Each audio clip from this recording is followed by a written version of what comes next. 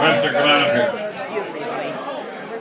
Okay, I don't know how many of you guys know our prospect Webster. Don't fuck with my hair.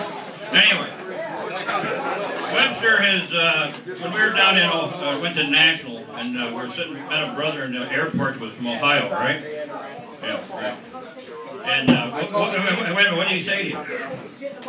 He says, you know, this National's pretty good stuff. You get to meet a lot of people. It's pretty, right. You know. And he said to you, how many times have you? Is this your first time here? Is that what he said? And what'd you tell him? I told him no, it was my fourth.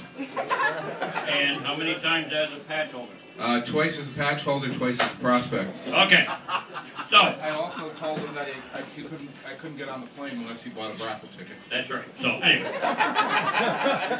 So when I was in communications with Wino and the boys over there in Chapter 1, I made a commitment and I said, I'm not going to get my fucking hair cut until Webster gets patched out.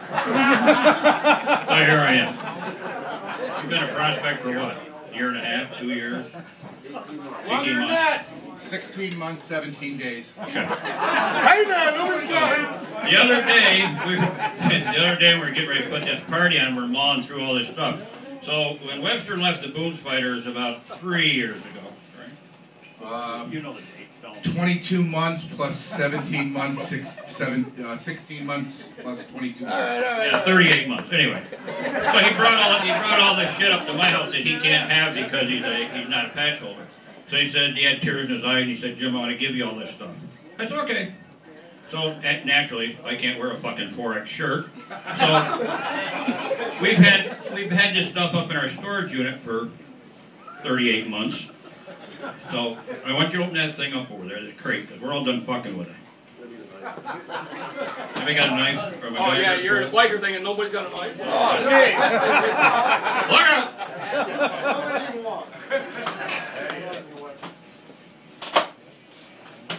Okay, so what's in there? Spider web. Oh. That's what? It's all stuff. That what? A lot of shirts, coins.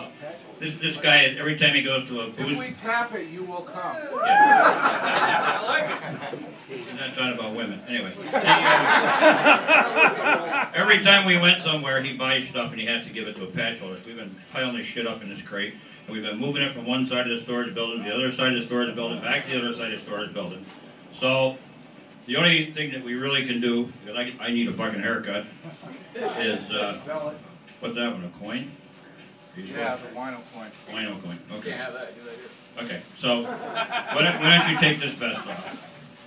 There he is. Do me a favor, put this on. Put that one on, would you please? Yeah. There he is!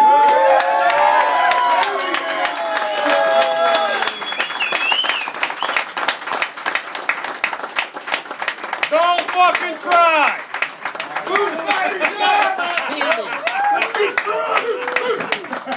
And as I always do when we patch somebody, I like to read from the Boozefighters book that I said this passage means a lot to me. The run to Chalk Mountain ended with a barbecue and a beer lunch for the whole group as members nearby at a member's nearby farm. Most had already left when the phone rang. More crap was happening. On her way home, one of the Boozettes had swerved to avoid a dog. She and her bike went over the high side. Concussion, 3 compound leg fractures, more trips to the hospital. Visiting hours were over.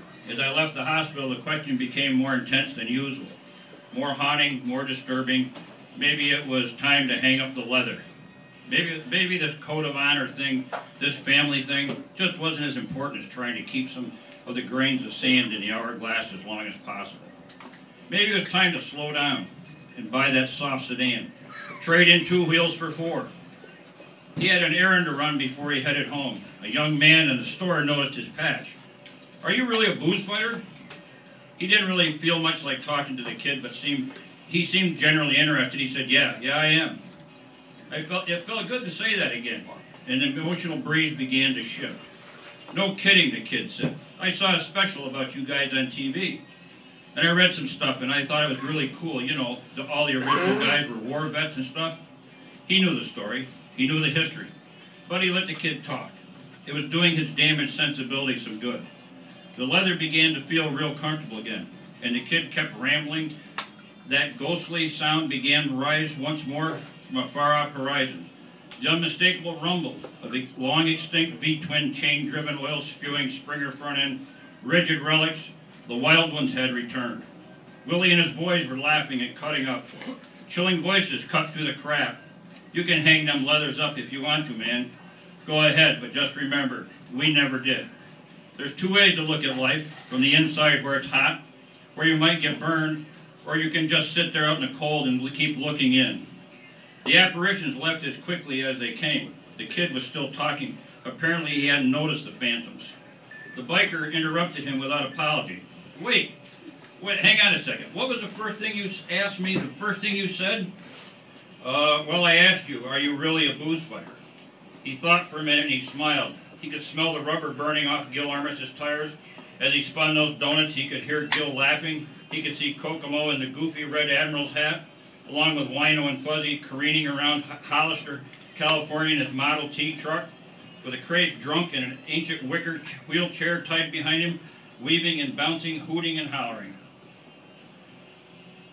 He was sitting there drinking with the boys at the Big A bar, kicking around names for a new club.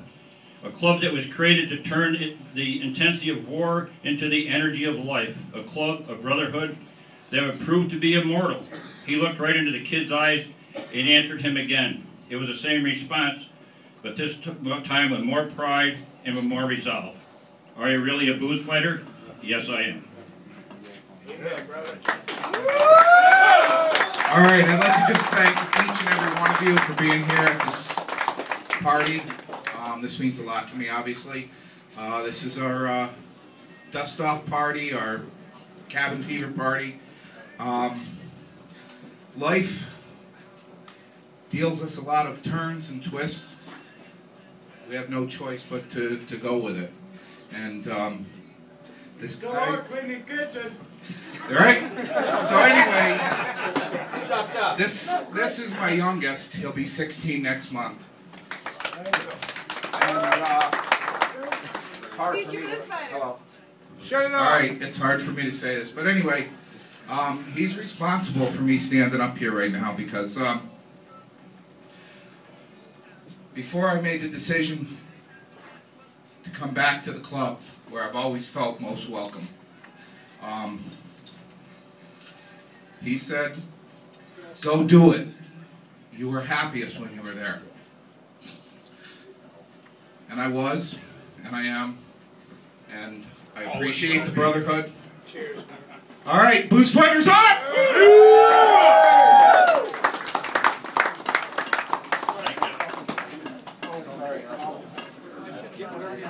Yeah, and hang on to your vest this time, would you? I can't go through another one of these things. Oh, yeah. Get the parts from all that.